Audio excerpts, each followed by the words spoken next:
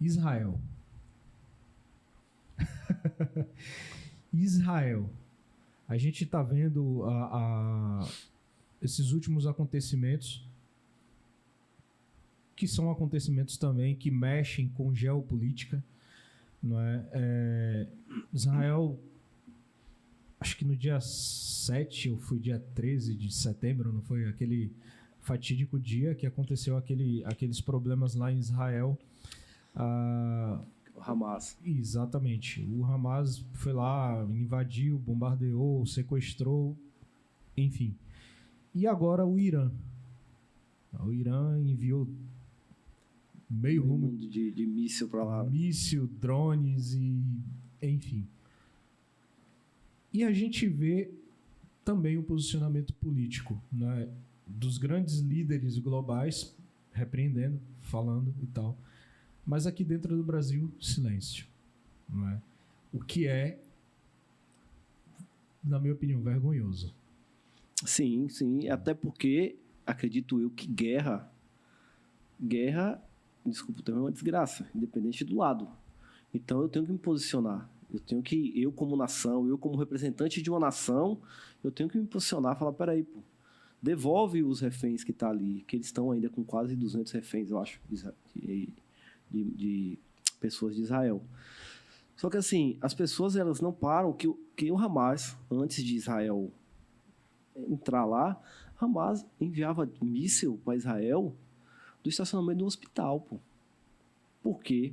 Porque existe um código de guerra, apesar de não parecer, mas tem, onde um país não pode atacar o hospital. Os caras mandavam míssil do hospital, do cemitério, pô. Os caras mandavam míssil. Só que aí todo mundo se cala. Todo mundo fica calado. Agora, assim, o que me preocupa naquela região é a demora. Porque, assim, as pessoas que estão ali dentro da faixa de Gaza, as pessoas comuns, são quem não tem nada a ver. E é quem está sofrendo. As pessoas passando fome. Como Israel também tem seus moradores que estão extremamente assustados. Eu imagino estar numa região de guerra dessa, eu estaria desesperado. Graças a Deus o nosso país aqui é bem tranquilo. Até porque eu estava vendo uma pesquisa alguns anos atrás que hoje já deve ter melhorado. Uns 10 anos aqui, o Brasil tinha munição para 15 minutos de guerra. Então a gente tem que agradecer a Deus que não tem guerra aqui. Então... Me veio uma piada interna aqui, mas eu não posso soltar isso aqui, não. Depois do a gente tira depois do desfile que a gente viu, a situação é bem crítica. Não posso soltar isso, não posso falar. Eu como ex-militar, posso falar que a situação é crítica do país. Quando eu via as pessoas falarem a respeito de o Brasil vai entrar em guerra, eu faltava dar risada na cara deles, porque, sinceramente, não existe condições ou possibilidade disso. Agora, cara, uma coisa que, assim, a gente vê a diferença assim, que Israel, ele tem, vamos sair do lado espiritual, mas ele tem algo diferente. Sim. Da nação de Israel. Porque, velho, Israel é tamanho de um estado, sei lá, de um estado brasileiro, e acho que um dos menores ainda. Eu vi um historiador, não te interrompendo, mas acrescentando e endossando o que você está falando. Eu vi um estudioso, historiador, não é, que foca naquela região toda, fazendo um apanhado das épocas, né, desde o período da Primeira Guerra Mundial até aqui.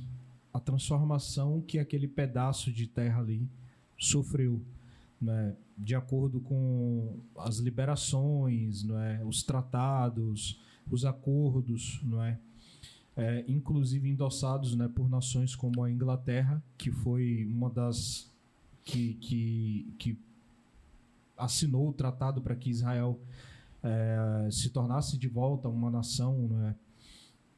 Enfim. E ele fala, não é, a respeito das transformações que aquele território sofreu com o passar do tempo. E mostra, não é, o lado que a mídia infelizmente oculta. Por isso que eu sempre falo, cara, estuda, busca informação. Não assiste TV, velho. Não assiste televisão. Lá em casa, eu tenho 2 televisões que não estão conectadas a nenhum tipo de antena.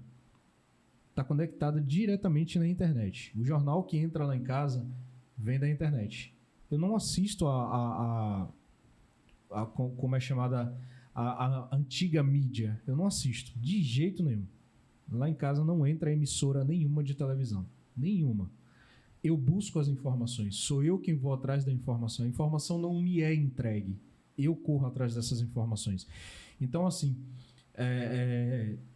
como eu estava dizendo, cara, procura, tenta entender, não é? Estuda, se aprofunda no assunto, que aí você vai ter uma ideia do que de fato está acontecendo, não é? Se a gente for parar para analisar, uma vez eu vi um amigo meu chegar para mim e falar: não, mas a nação de Israel é uma nação que é extremista, que aterroriza aquele pessoal que está ali e tal, etc. e tal. A nação de Israel liberou, né, em um determinado período, eu não sei se hoje, por conta do estado de guerra, acontece, mas eu acredito que está fechada as fronteiras, né? Mas o pessoal ia fazer tratamento lá, o pessoal da faixa de Gaza. Ia fazer tratamento lá nos hospitais de lá. Trabalhavam lá em Israel, não é? E tem alguns dados, não é, que foram divulgados, não é, a respeito de até captação de recursos, valores que esse pessoal ganhava trabalhando lá e tal, enfim. E tipo, Israel sempre tentou negociar, sempre tentou abrir. Eu vi esses dias em uma rede social uma iraniana descendo o cacete no país dela. Por incrível que pareça. Ela falando mal do próprio país. Ela chegou ao ponto de dizer: nós, iranianos, não somos representados por este governo que está aí. E aí citou Hamas, Hezbollah, dentre outras milícias que se formam ali, milícias terroristas que se formam ali, que, tipo, o povo de lá, que está lá dentro, não concorda e não apoia. É verdade.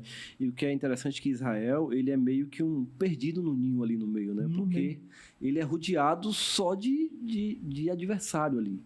Ele tá, para onde ele olha ali, ele tem... Agora, assim, uma coisa, e assim, e não deixa de ser bíblico, que não é que me chateia, mas que poderia ter uma mudança em Israel. Por exemplo, em Israel não é permitido a gente pregar o evangelho nas ruas.